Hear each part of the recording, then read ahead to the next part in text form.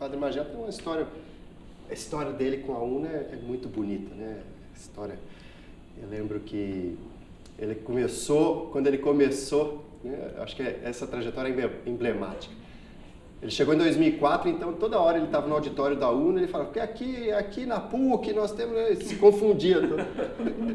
E aí, quando ele estava no final, nos últimos tempos dele, né, com a gente lá em 2011, ele falava da PUC assim, não, porque lá na UNA, não sei o quê. Então você vê como que, ou seja, ele teve uma história muito bacana no ensino superior em Minas Gerais, né, uma contribuição memorável e insubstituível. Então ele trouxe isso para a UNA, né? Assim, toda a história dele, a bagagem, o compromisso dele com a educação humanista, ele trouxe para a UNA, né?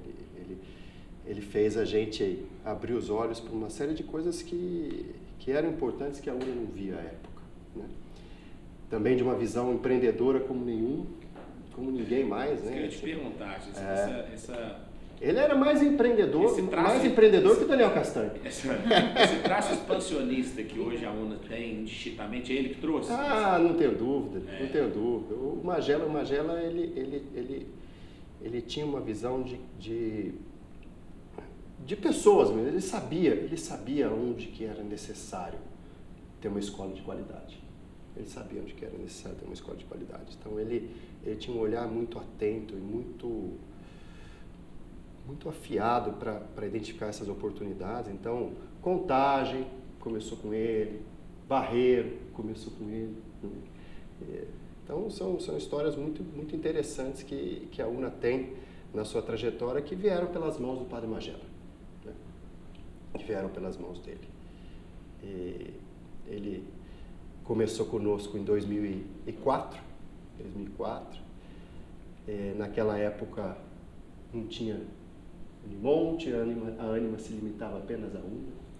Ele foi o primeiro reitor da Unimonte conosco. Quando a gente assumiu a Unimonte, ele assumiu a reitoria da UNA e da Unimonte.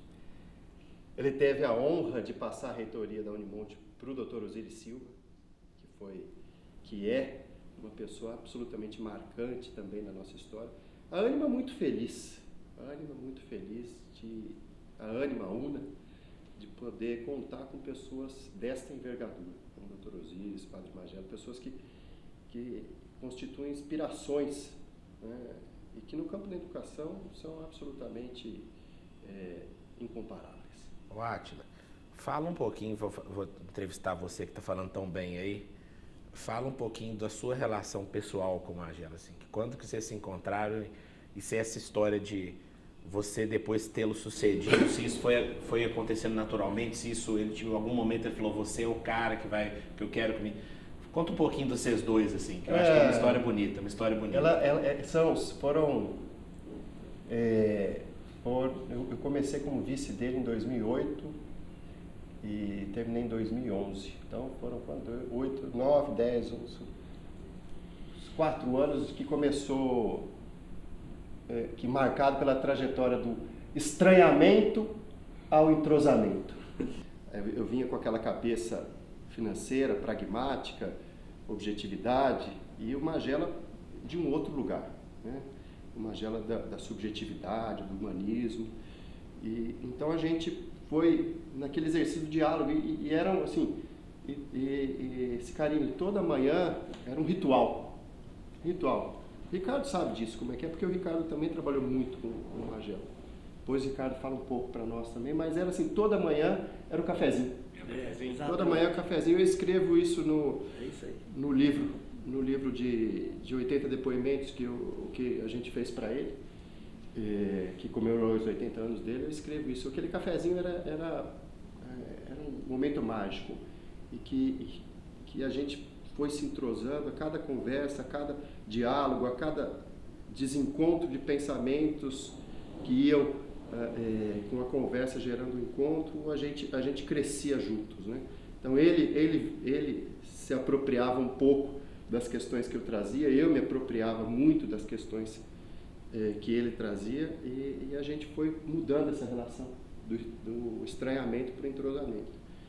E quando ele estava no último ano dele foi emblemático, porque a gente estava naquele plano de levar a UNA, né, começando a levar a UNA para os interiores e tal, então puta, a gente estava viajando ele com 80 anos. Eu lembro que na semana que ele comemorou 80 anos, a gente esteve em 3 lugares distintos, pegando avião e assim,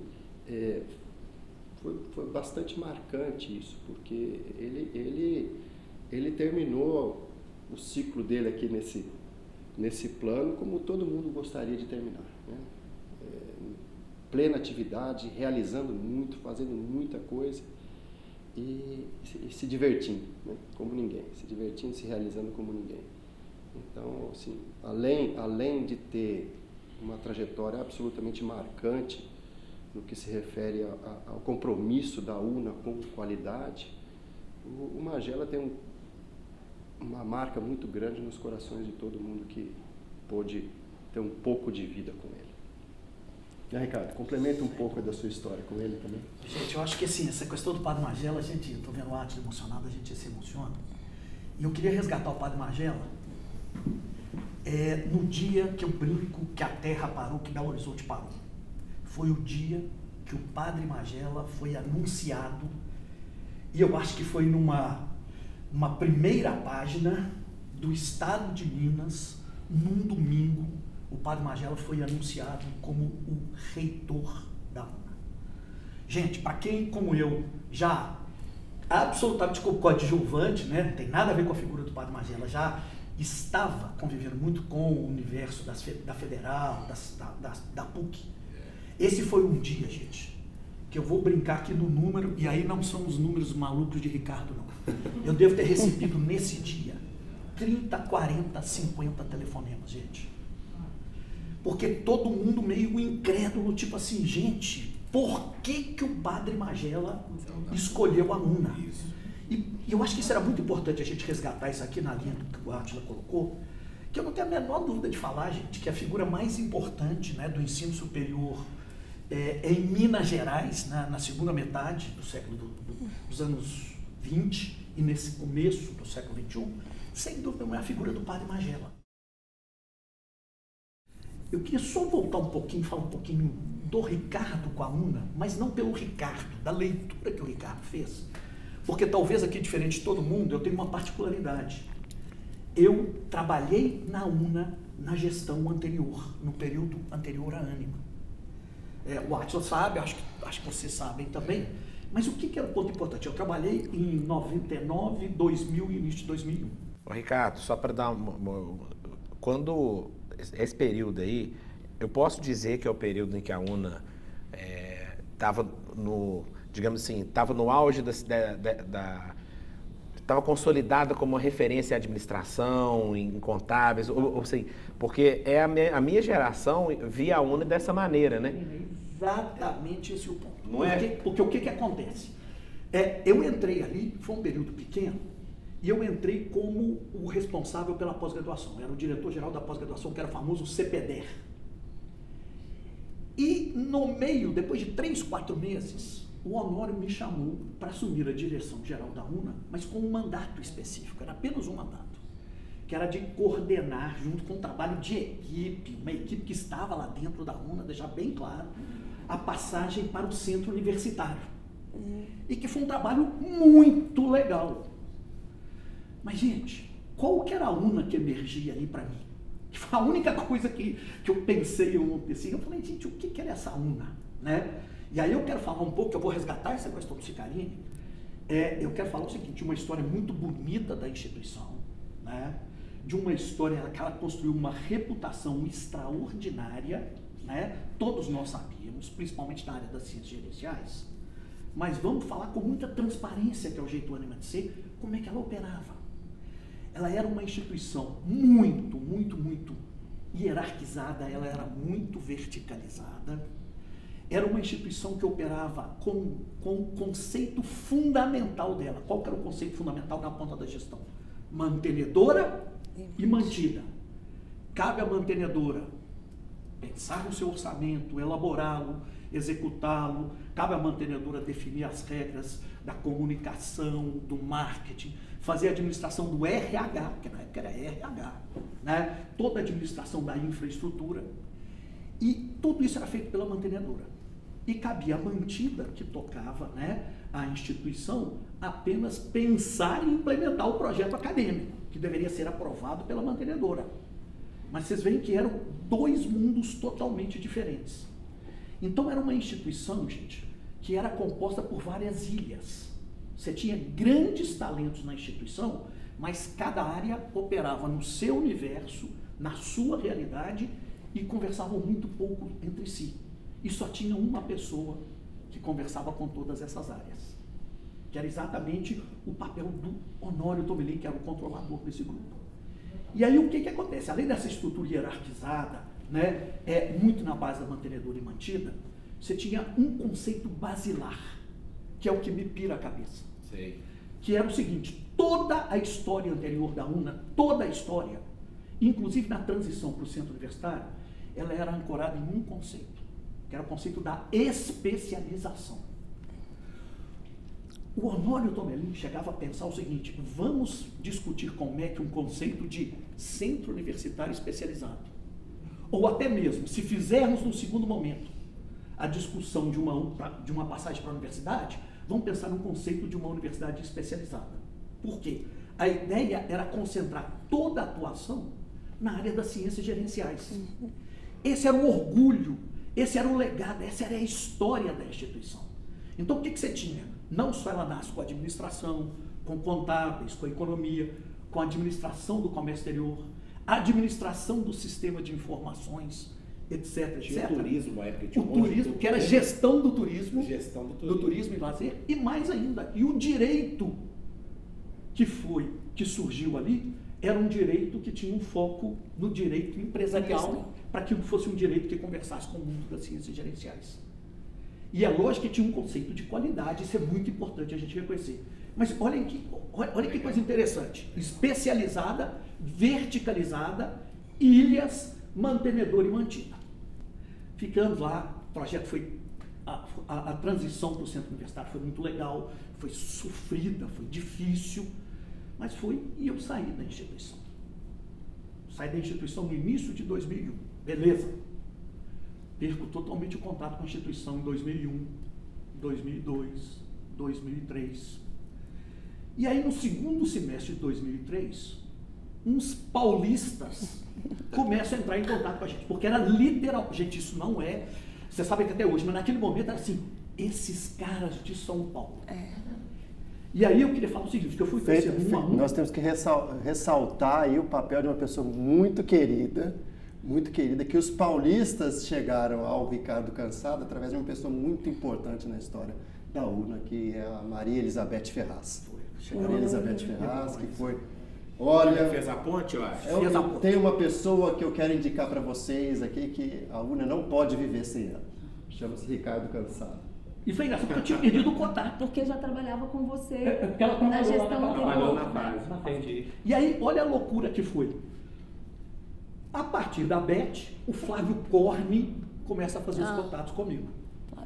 E aí o Flávio Corne conversando, ele foi me apresentando cada um, eu comecei a conversar com as pessoas, mas o fato é que, como eu estava muito envolvido num projeto, eu não estava conseguindo decidir ainda naquele momento. E o próprio padre Magela já estava conversando também. Aí um belo dia, o Flávio Corne chega para mim e fala: Ricardo, eu sei que você está aí, bicho, mas posso te fazer um convite? Dá para você ir na festa de final de ano de 2003? Ô gente. Aí eu virei e falei assim: Flávio Corne, ó, eu tô apertado, mas vou fazer o seguinte, um maior prazer, mas eu não vou conseguir ir lá para passar a festa todinha. Mas aí, dá uma passada lá. Ô gente, olha a UNA anterior, silenciosa, contida, que falava pouco, todo mundo distante de todo mundo, embora com talentos. Eu chego atrasado na festa. Gente, eu nunca vou esquecer a cena dantesca. Eu não sei se o Átila vai lembrar. Eu tenho um episódio interessante dessa festa Eu não depois tenho pra um contar episódio também. porque eu fiquei susto e o meu cabelo voou. Porque eu cheguei na festa que eu não lembro nem onde que era, mas, gente, é verdade. É isso que eu tô querendo falar pra vocês. Rancho do Boi, ali na saída pro Rio de Janeiro. Gente, todo mundo com a camisa laranja. Laranja. Laranja. Todo mundo comendo, bebendo, dançando. E essa festa, Ricardo, eu lembro até hoje, porque, assim, a gente tem que resgatar a história, e a história daquele ano de 2003 era muito difícil do ponto de vista financeiro. Muito difícil, muito difícil. A UNA passava por uma crise severa, e a gente tratando de renegociar as coisas centavo a centavo. Então aquela festa, assim, se a gente tinha, a festa estava custando, sei lá, vou falar dinheiros hipotéticos, estava custando 1.000 cruzeiros e a gente só tinha 500 para pagar a festa. E eu falei assim, a gente vai até o dia seguinte, a gente vai achar os outros 500, né? Pois bem, aí no meio da festa, o negócio pegou fogo de um jeito que estava programado para o R$1.000 era para 1.000 cruzeiros, era para acabar, sei lá, começava às 2 da tarde, 1.000 cruzeiros acabar às 6 da tarde. Aí ninguém queria ir embora. Aí quando chega 7 da tarde, né, 1 hora depois do prazo, o Daniel Castanho, eu quero que acabe. Não vai acabar, essa festa não vai acabar. Aí a festa foi até meia-noite, cara. Aí como que a gente foi pagar a festa no dia seguinte? Eu sei que a gente sofreu para pagar aquela festa, mas pagamos. Eu comecei a trabalhar ali no segundo trimestre de 2004 e eu vi uma UNA integrada. E não estou fazendo um mundo cor-de-rosa, não. 1000 complexidades, 1000 dificuldades, 1000 coisas, mas assim, era impressionante. Uma UNA, espírito JK, espírito Padre Magela, 50 anos em 5. Vamos construir, vamos entrar em várias áreas do conhecimento. Uma UNA, né, que conversava entre si, que tinha deixado de ser lida, que não era mais uma instituição de uma única pessoa, e mais, de uma UNA que tinha quebrado o pilar fundamental, que era da especialização. A partir do momento que ela resolve entrar nas áreas do conhecimento, todas as áreas do conhecimento. E aí o que sempre me remete, Átila, Carol, Débora, Cicarine, assim, eu fico pensando, ali foi um case de fato. E a minha pergunta, Átila, como reconhecer as complexidades, as dificuldades, as perdas de talentos que tivemos, de pessoas que não se ajustaram, tudo isso ocorreu. Mas como essa transição foi feita de uma forma tão acelerada e tão construída, de tal forma que em 2004, 2005, já era uma outra UNA verdadeiramente. Qual que é a razão disso aí? Como é que esse processo foi tão exitoso, né? E aí, para mim, gente, né, e aí resgatando um pouquinho o que foi falado antes, eu acho que tem 3 coisas, né? Eu acho que tem uma questão, é que a construção da narrativa dessa mudança, gente, né? E a palavra narrativa nem existia na época. Ela foi extraordinária e deu para começar a sentir, né, a seriedade do grupo. Segundo, como que, olha só, essa história da especialização, como é que nós vamos construir nessa história da discovery? E aí surgiu aquela coisa óbvia que era fundamental. Como é que na sociedade do conhecimento, o conhecimento cada vez mais interdisciplinar, cada vez mais transdisciplinar, como é que você teria que integrar as áreas do conhecimento e todas essas coisas desse tipo? Então, como é que a construção em si foi extraordinária, né? O segundo ponto, gente, que é o que explica para mim, mas que é o que explica para mim, isso eu falo com orgulho e emoção. Desculpa, gente, mas eu nunca vi um conjunto de pessoas como aquele grupo que chegou e que caiu ali naquela UNA e que eu vivenciei ali em 2004, 2005, 2006 e que, se você para pensar, eram 3 avenidas totalmente diferentes desse grupo. Então, a primeira avenida de pessoas era extraordinária. Teve uma segunda avenida, gente, que é o que o Átila falou, que que ela poderia ser resumida na figura do Padre Magela, por tudo isso que a gente falou. Agora, não era só porque veio, né, o Padre Magela e o Riva, no momento em que ele estava muito envolvido com a questão da inovação, de pensar e repensar a instituição de ensino.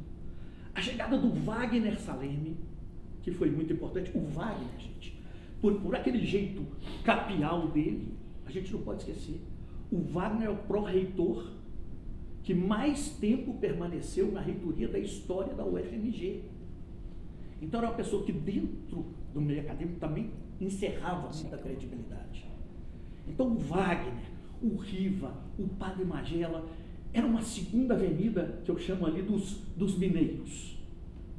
E tinha uma terceira avenida, gente, né, que a gente não pode esquecer, que eu vou chamar aqui na falta de um melhor nome, dos uneiros.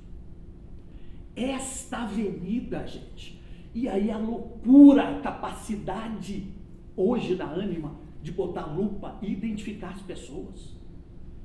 Naquela loucura, naqueles anos ali, Átila, que vocês trabalhavam 48 horas por dia, identificou-se João Batista, né, com a competência do jurídico. Identificou-se Beth Andrade, gente, que já conhecia cada tijolinho daquela instituição. Beth Ferraz, a secretária das secretárias. Inês Barreto, focando e tentando trabalhar a questão do acadêmico. Daniel Braga, ensaiando o duplo papel de professor e querendo entrar na gestão. Depois, com a chegada, um pouquinho depois, do Cris Assis. E eu queria falar também, que eu acho que é importante, só esse capítulo de 2003, 4, 5, eu, que estava em outro lugar, eu olhava para a UNA, né, enquanto gestora, mantenedora de uma instituição de ensino, eu olhava para a UNA e falava assim, que escola é essa? Que faculdade é essa? Né? Que inovação, sempre gerou tendências. Né? A Unatec, quando foi criada a Unatec, o número de alunos que arrebentou, criou-se o tecnólogo numa importância no Brasil que não existia. Né? E aproveitou-se aquele momento, aquele mercado. Então, eu que estava de fora, eu olhava e falava assim, gente, mas que instituição maravilhosa, no sentido de, assim, eu quero me inspirar, né, no que eles estão desenvolvendo nessa instituição, e conhecia a UNA de antes, nesse lugar da qualidade, mas muito do gerencial. Eu tinha vários colegas, né, eu estudei aqui em Belo Horizonte, eu sou do interior, mas estudei aqui em BH, então vários dos meus amigos vieram para a UNA para fazer administração, relações internacionais, etc., então tinha aquela coisa. E aí veio, de repente, uma expansão da UNA.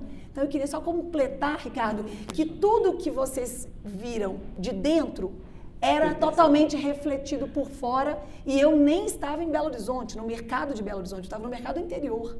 E eu já via aquela referência de várias questões que eram importantes para mim enquanto tomada de decisão, de inovação, de expansão, de olhar e abrir o portfólio de curso, de olhar para a qualidade e ver como que a gente pode realmente crescer esse momento, enfim. A UNA tem uma característica empreendedora e visionária e ousada, e ela deve muito isso à história do Honório Thommelin.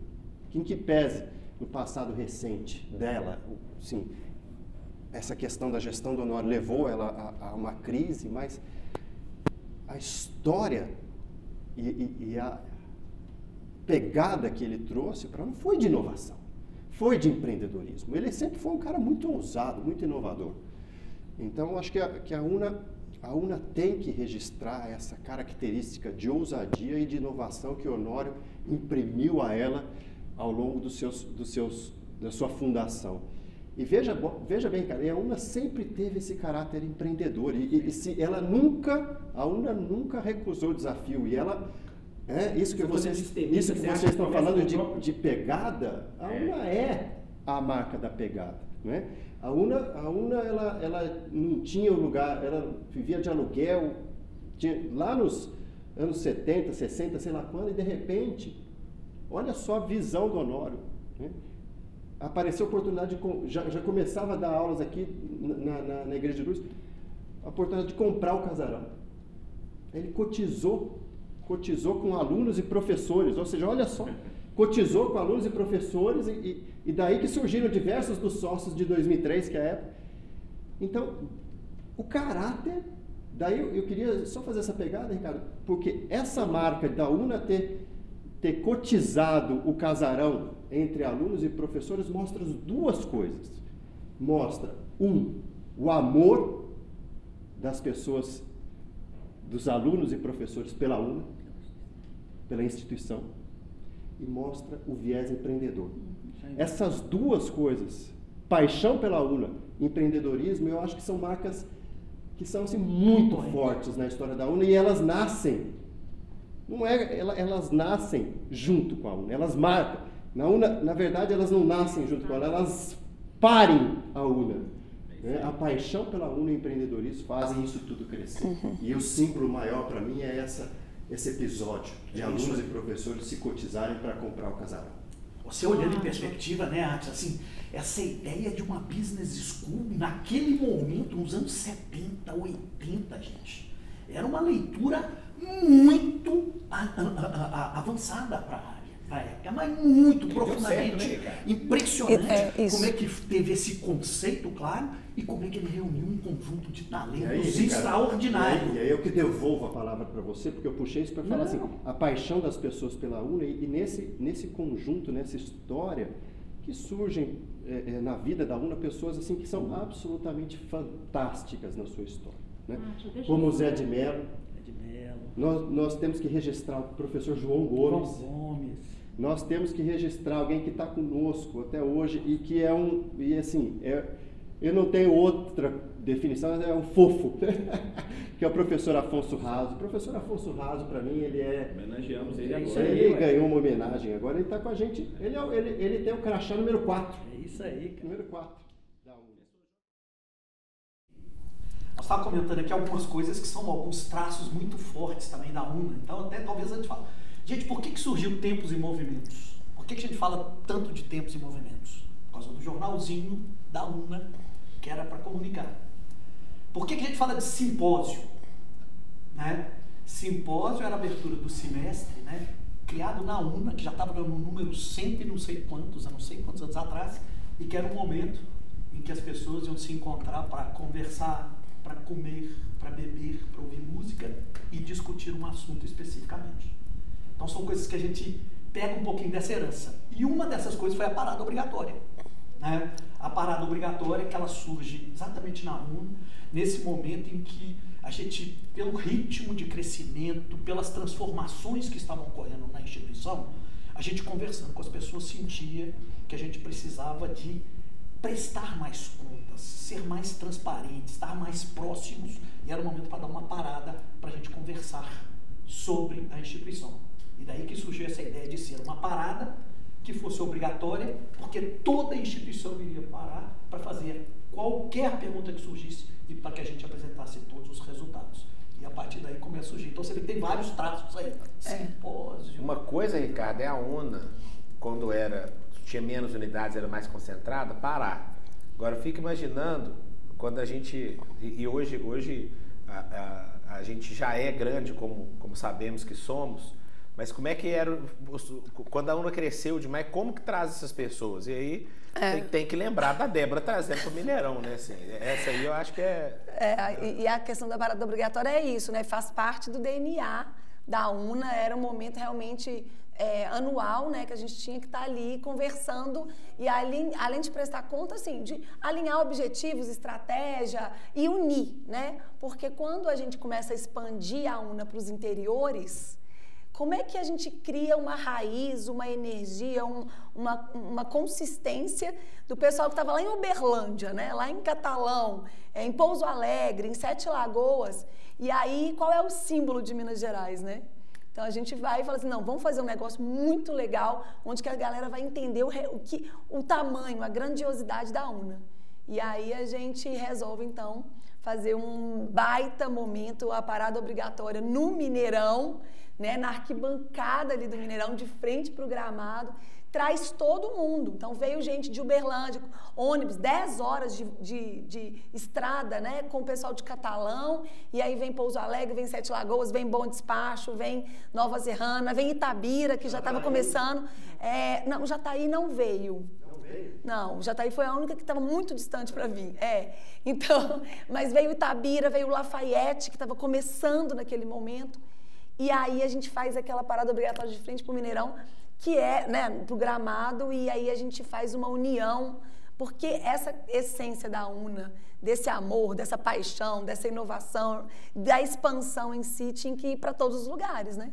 Então foi um momento marcante, né, Carol? A gente estava juntas lá, foi lindo e foi muito emocionante de ver, né? Acho que essa força da paixão pela UNA, né, dessa alma que a UNA tem, é impressionante. Eu lembro a primeira vez que eu fui em Jataí, que a gente citou aqui, né? Você chegava em Jataí e Jataí era UNA. Você falava, gente, esse lugar tão longe que acabou de nascer é UNA. Todo o espírito, toda a conversa, toda a descontração era UNA. Tem um caso de Jataí, a essência é UNA, né? A essência é UNA. Débora, eu vivi um caso de Jataí legal e a gente está falando aqui. Pô, Jataí é meio de Goiás, é longe até para Goiás, né? Assim, é importante para todo mundo que nunca for lá saber. E eu cheguei lá e estava conversando com os funcionários, uma conversa descontraída com os funcionários da unidade. E aí eu perguntando o que era a UNA. Eu falei, gente, o que é a UNA aqui em Jataí? Aí eu escutei o seguinte caso que eu achei legal. Falei, Karine, aqui, se você tiver de crachá da UNA, você ficou fiado. Eu achei, pô, olha a força da UNA. Falei aqui, todo mundo na cidade quer trabalhar na UNA. Se você chegar na UNA com o crachá da UNA, você compra fiado. Não, Falei, vira sobrenome, né? Cicarine UNA, né? Cicarine da UNA, né? Débora da UNA. E eu acho que a questão que eu acho que é importante também relatar aqui, a gente falar, é sobre a Bom Despacho, né? Quando, então, a gente resolve entrar dentro da Ânima, né? Eu vendi a instituição para a Ânima, a gente teve uma belíssima discussão, né, Átila, sobre a marca, né?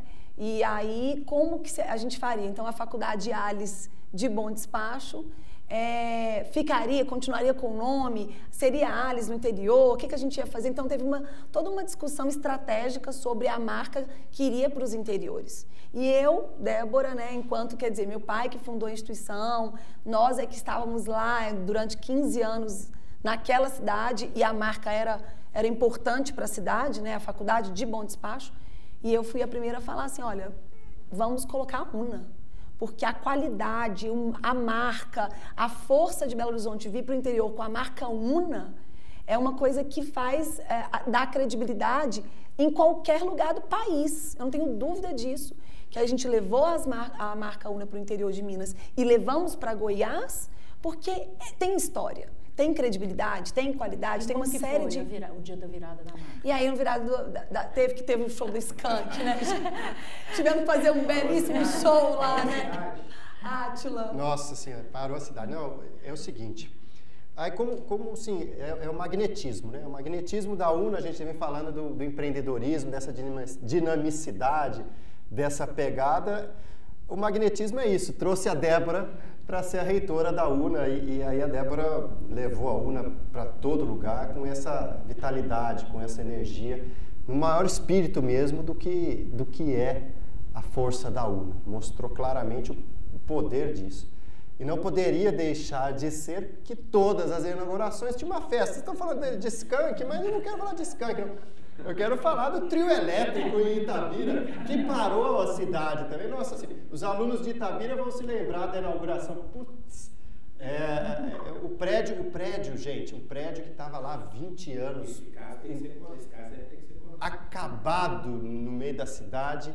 Aí a Débora foi lá, achou esse prédio, essa cidade merece um campus da UNA. E quando a gente foi inaugurar o trio elétrico lá no centro da cidade. E ainda o prédio nem estava pronto, nem estava pronto, a gente estava lançando a reforma do prédio. Porque foi tão complicado, foi 1 ano e meio, quase 2 anos tentando costurar as só com o espírito UNA mesmo que vocês... Até que o dia que terminou de comprar o último, aí nós fizemos aquele evento. E eu acho que essa questão que você falou do magnetismo, da união nossa, é muito essa questão do espírito desbravador, que você estava falando aí do Daniel Castanho, inclusive, e do Marcelo, da questão do sonho, né? Tipo assim, 50 anos em 5, né? Em 2 anos a gente abriu 9 UNAs. 9 UNAs, né? Inclusive em Goiás.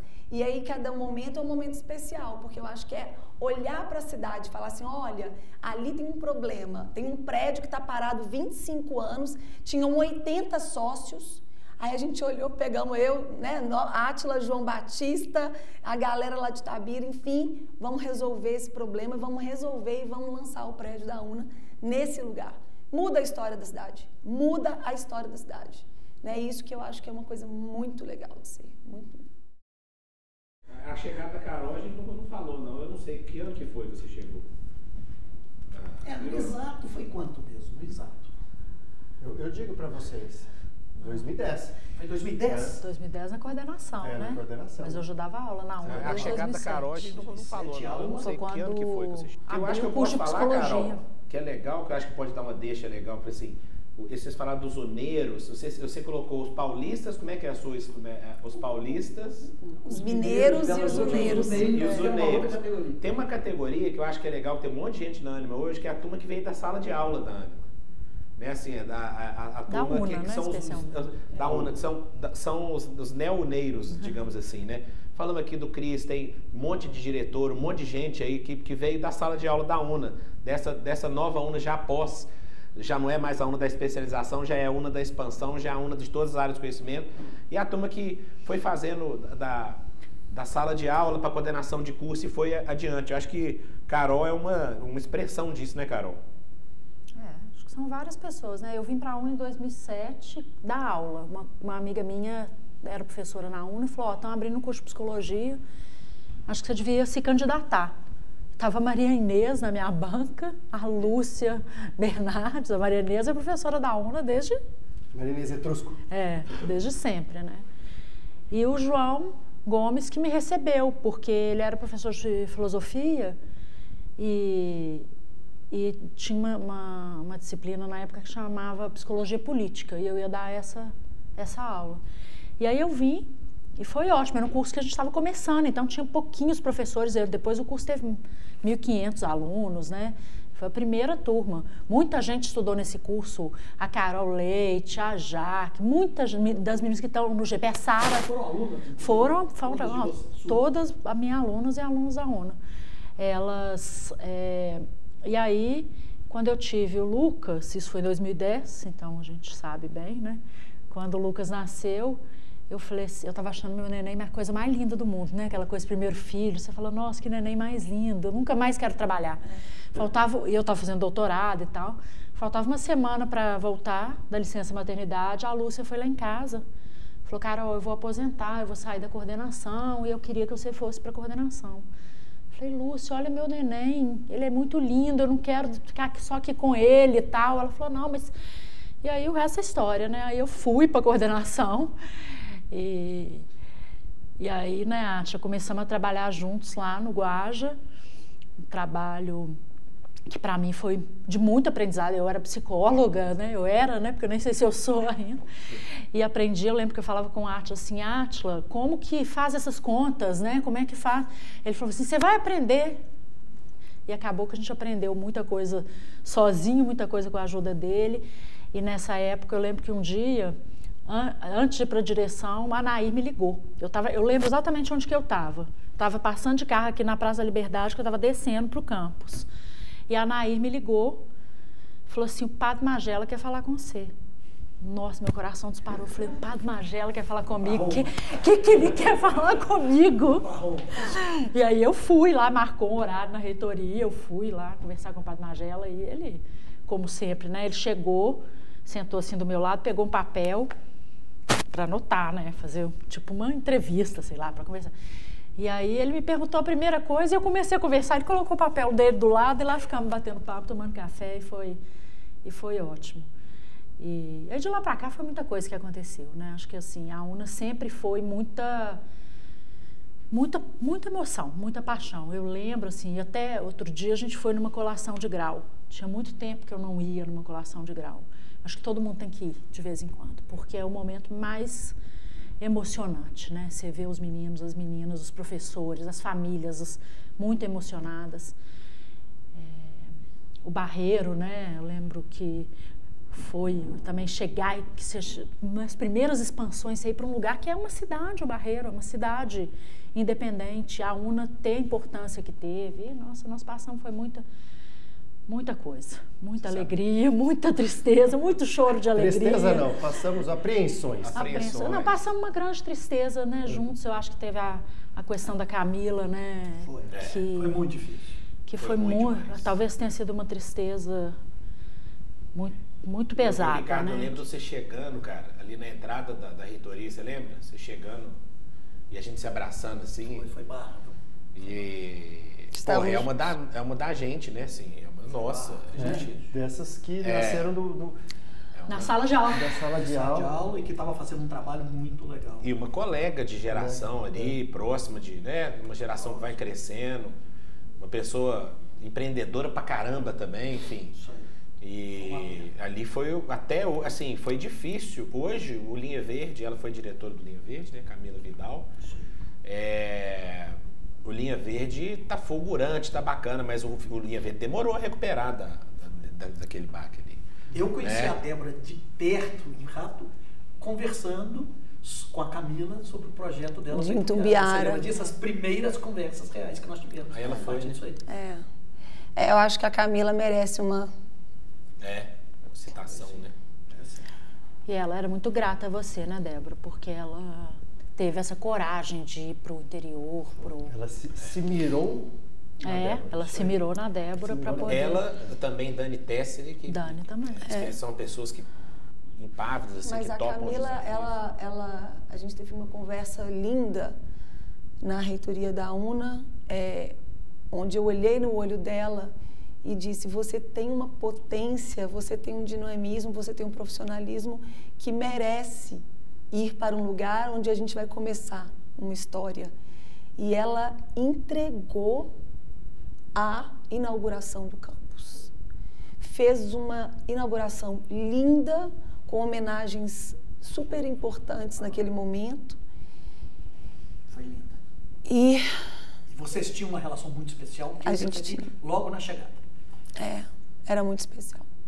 Eu acho que a UNA conquistou dar a sala de aula para diretores, e a gente pode falar que o Cicarini vem, né, de uma direção da UNA Liberdade, e que faz com que as pessoas se promovam e busquem a gestão, busquem a experiência profissional para se dedicar cada vez mais à UNA e à Ânima, né? Isso é maravilhoso. A gente...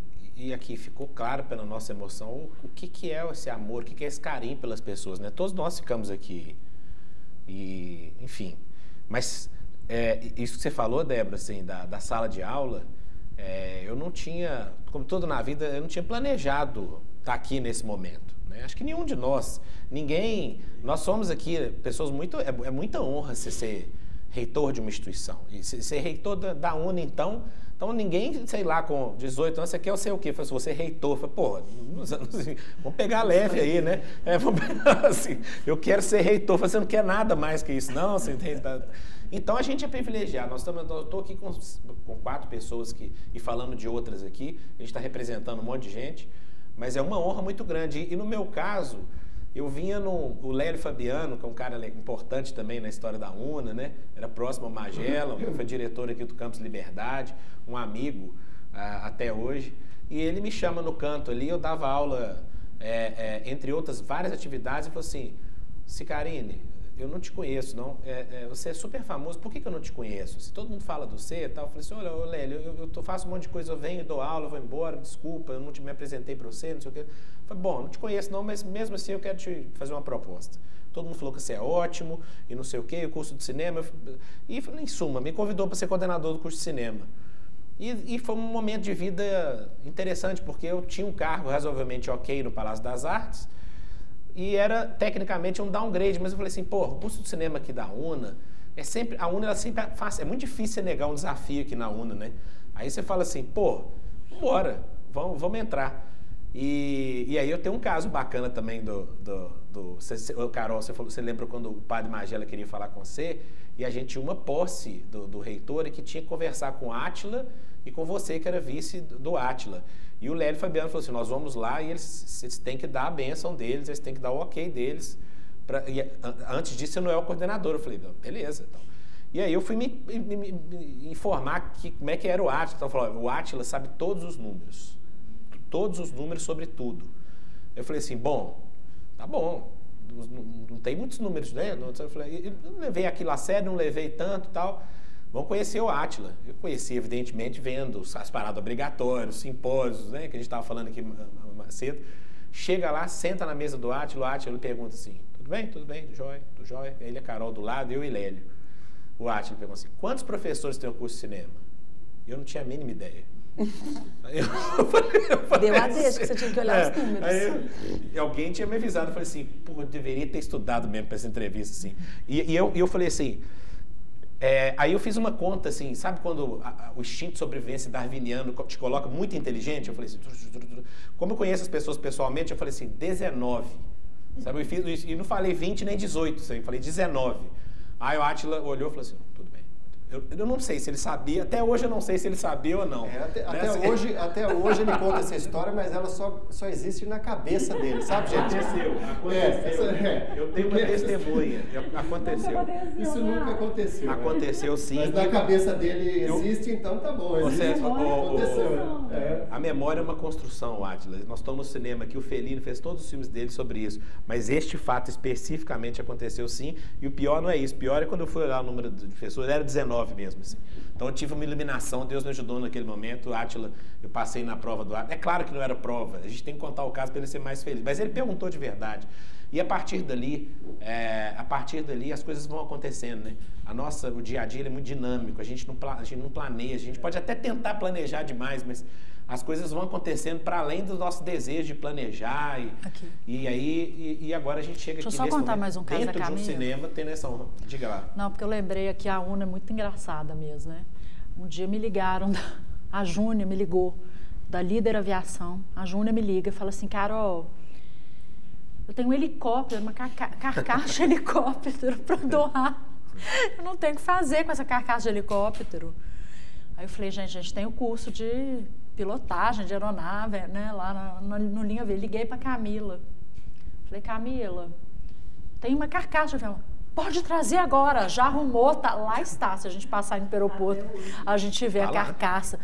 Mas lembrei disso por isso, assim, topa tudo, né? Como que a UNA sempre tem esse espírito de topar as coisas. Essa característica, Carol, a característica de paixão, de empreendedorismo, ela contagia, então isso atrai, é o magnetismo que a gente está falando. Assim, acaba acontecendo que os alunos, eles vivem isso e eles se transformam por essa alegria da UNA. Né? Quantas vezes a gente viu transformações belíssimas dos nossos alunos.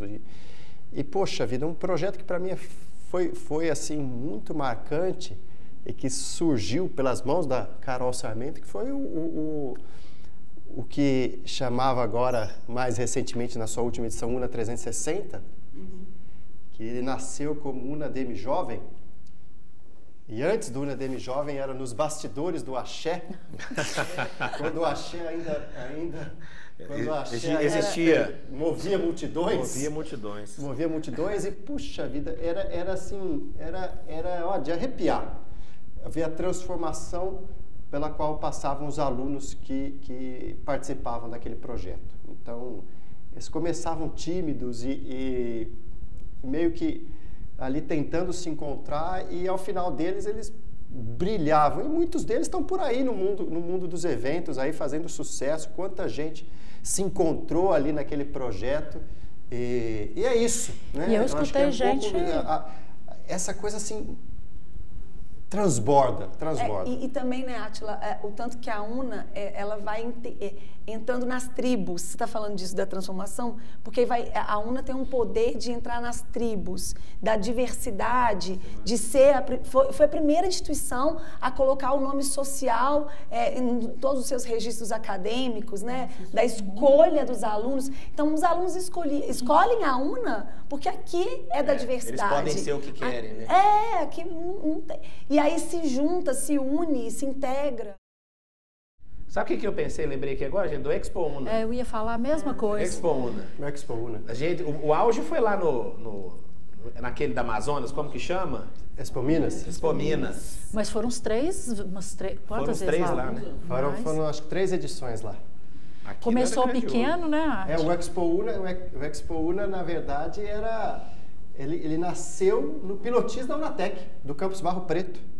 Então, a Unatec tem uma marca muito grande, né?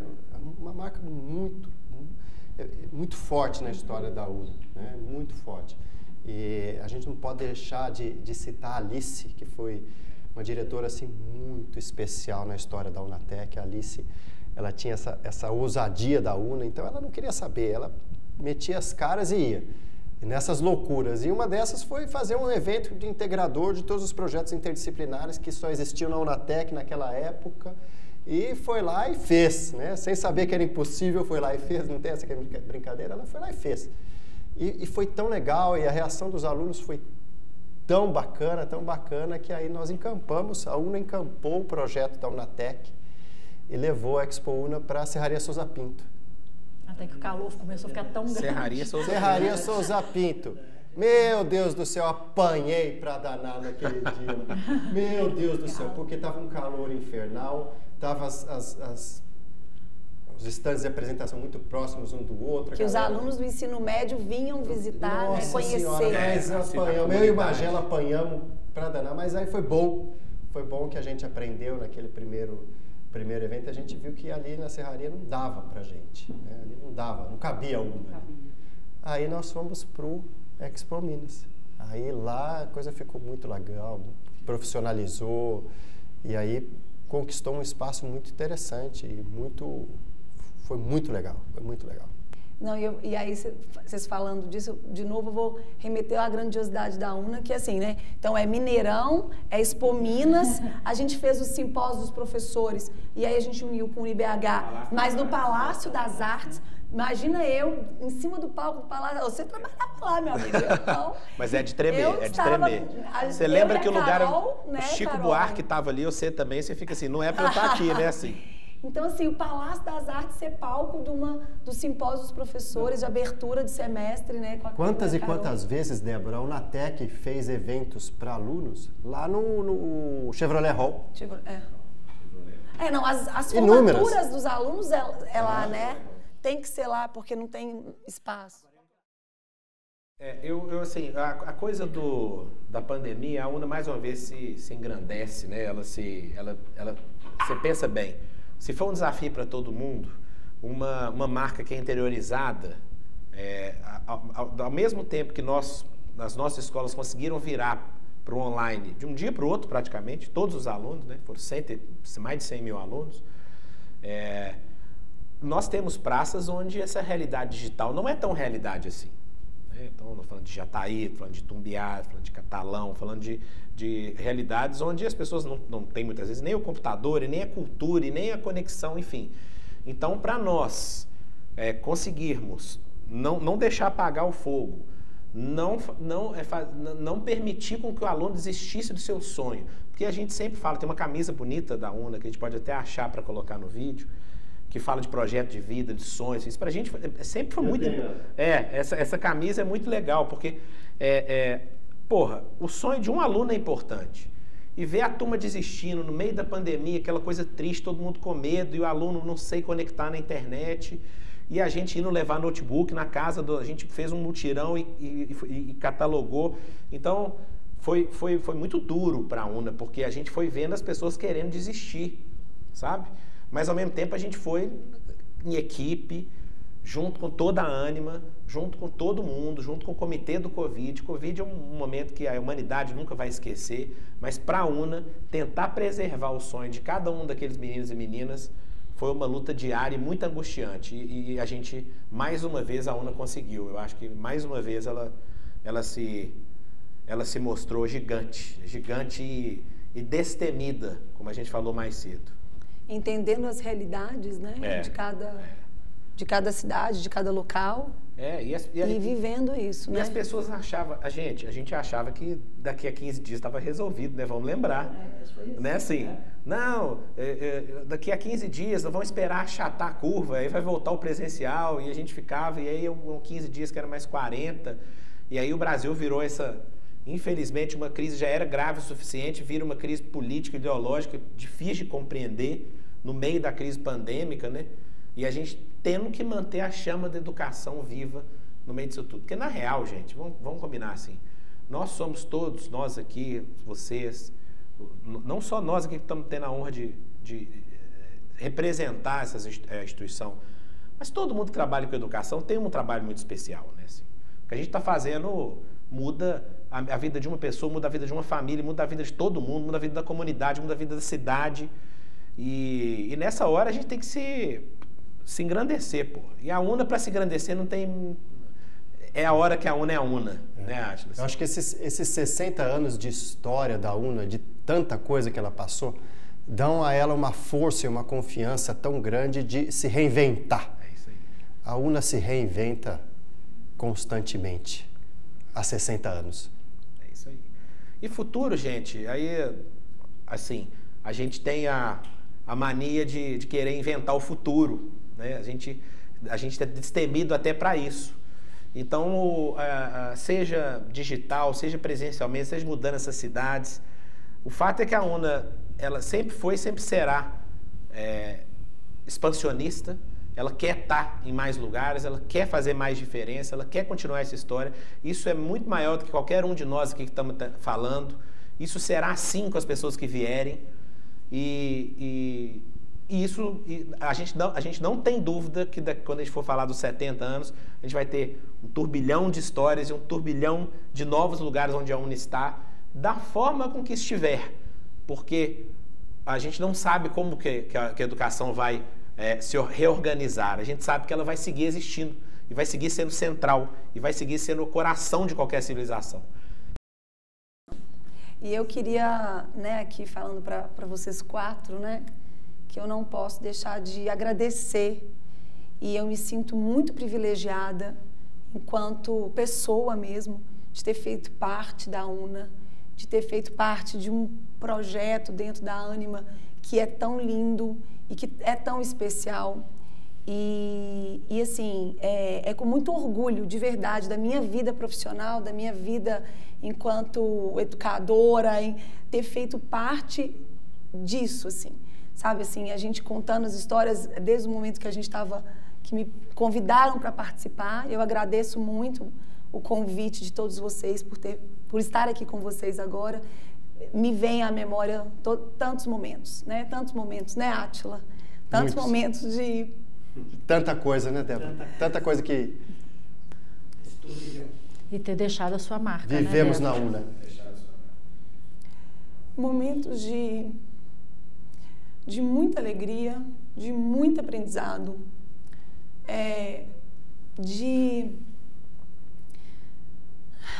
de olhar para uma coisa muito grande e falar assim, eu posso contribuir um pouquinho, mas o que eu tive de retorno, como eu tive de retorno das pessoas que eu convivi, das pessoas que vocês me inspiram todos os dias. Vocês podem ter certeza que a minha trajetória depois é uma história que a Átila nem se fala, né, Átila? Vários momentos. Ricardo, um grande momento na minha vida foi quando eu saí, aquela reunião que nós fizemos com os diretores, e as suas palavras estão na minha memória, estão no meu coração. Tantas trocas que nós tivemos juntos, né, Cicarine, de discussão, de diálogo e de concretude daquilo que a gente acreditava que devia ser. E Carol nem se fala, né? tantos momentos que a gente... Imagina, 4 meses depois que eu entrei, né, no grupo, eu tinha que estar no lugar da Carol, que estava desde o início, assim, praticamente, que sabia tudo da UNA, que veio com Átila e aquilo ali realmente é um frio na barriga e eu, todos os dias, eu agradeço. E agradeço muito de coração a todos vocês e vocês estão comigo sempre. Obrigada. E eu acho que a UNA também, Débora, a UNA, ela agradece você. Se ela é esse ser, como o Ricardo diz, amazônico, ela deve isso a você, né? Eu acho que essa sua capacidade, quantos e quantos tijolos desse mundo afora, da UNA, não foram colocados nessa parede pelas suas mãos? Foram todas as mãos, né? Porque também é isso, né? Do sonhador. Então vamos, né? O Scarini perguntou, teve alguma que você achou que não ia dar certo? Eu falei, todas. Frio na barriga em todas, né? Mas aí na hora que a gente jogava o projeto, vamos, então vamos resolver o prédio, então vamos colocar aqui diretor que vai, é fulano, enfim. Então eu acho que é uma construção muito... vocês me abraçaram, muito. Mas eu ia falar essa questão do professor, né? Assim, que se tem uma constante, são os professores, né? Sempre que a gente fez qualquer avaliação, escutou os alunos, o ponto forte da UNA sempre foi seu corpo docente. E agora na pandemia, como que os professores, com todas as dificuldades que também tiveram, né? Porque não é fácil para um professor, com as câmeras fechadas, com tudo, né? Como que conseguiram se reinventar e manter o espírito de aulas envolvendo os alunos, trazendo os alunos para o jogo, assim. Eu fiquei muito impressionada com a força do corpo docente nesse momento tão difícil para todo mundo, né? Então, se tivesse uma constante futura, eu diria que essa constante futura passa também por esses professores que vão continuar fazendo a história, né? Tem uns... O professor Afonso, né? Quantos anos que ele tem de UNA? Uns 40? Não, o professor Afonso, ele é o crachá número 4. E a UNA é 61, então ele deve ser de 64, talvez, assim, então, ele tem coisa assim. Quase 60 anos de professor. Eu acho que 54, mas é por aí, E completando um pouco o que a Carol está falando, eu acho que essa questão da pegada da UNA, dela estar participando, não só nos interiores, mas em Belo Horizonte. Então, Barreiro é uma cidade, né? Linha Verde é outra cidade, é outra Belo Horizonte. E quando você vai para esses lugares, Contagem, Betim, etc., e vai para os interiores, e a UNA, ela realmente é a instituição, é a educação daquela cidade, é o coração. Vocês não tenham dúvida disso, que a UNA, em Pouso Alegre, em Jataí, em Bom Despacho, em Itabira, e aqui, ali ela pulsa. Porque ela vê problemas reais, ela traz da comunidade e ela traz para ela e resolve. Então, na pandemia, isso faz parte da integridade da UNA. Então, assim, estamos preocupados, o que nós estamos desenvolvendo e que a gente precisa ajudar essa comunidade a se reerguer. Então, para mim, que não estou mais aqui no dia a dia com vocês, eu não tenho a menor dúvida que um dos trabalhos, Scarini, vai ser assim, o que nós vamos fazer agora para reerguer a comunidade com problemas reais, com a questão aí, sei lá, financeira, etc., enfim, e aí a UNA, de novo, é referência, é líder em todas as cidades que ela está inserida. Alguém aqui sabe o que significa UNA? Universidade de Negócio e Administração, acho. Todo mundo sabe? Universidade de Negócio e Administração? Na verdade é assim. União, né, não? Não. União. Eu quis fazer essa provocação para ver se chega no consenso. Originalmente era para ser universidade. E o Honório até começou a usar o termo. E aí ele foi, vamos dizer assim, foi pedido a não usá-lo, que naquela época era difícil, pelo MEC. Não, porque você não é universidade, você não pode usar esse termo. E aí, então, já tinha a sigla UNA, virou a União. União de Negócios e Administração. Agora é interessante como que uma sigla deixa de ser uma sigla e vira um nome, né? Um nome. É uma marca. Ninguém nunca pergunta, é isso que eu Era o estava Centro Universitário, como o Ricardo lembrou, Centro Universitário de Ciências Gerenciais.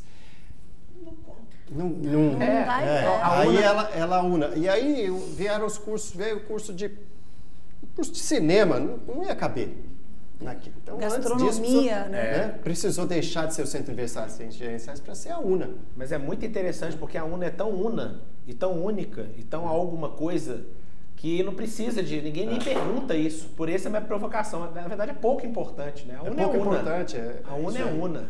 Eu acho que a UNA ela se fortaleceu em todas as dificuldades que passou. Em todas as dificuldades que passou. Seja o fim de FIES, seja prédio que vazava água pelo telhado, seja perda de pessoas queridas. E a cada dificuldade que ela enfrentava, ela saía mais unida, acho que a UNA. Mais forte. É a UNA. A UNA. É a UNA. Isso aí.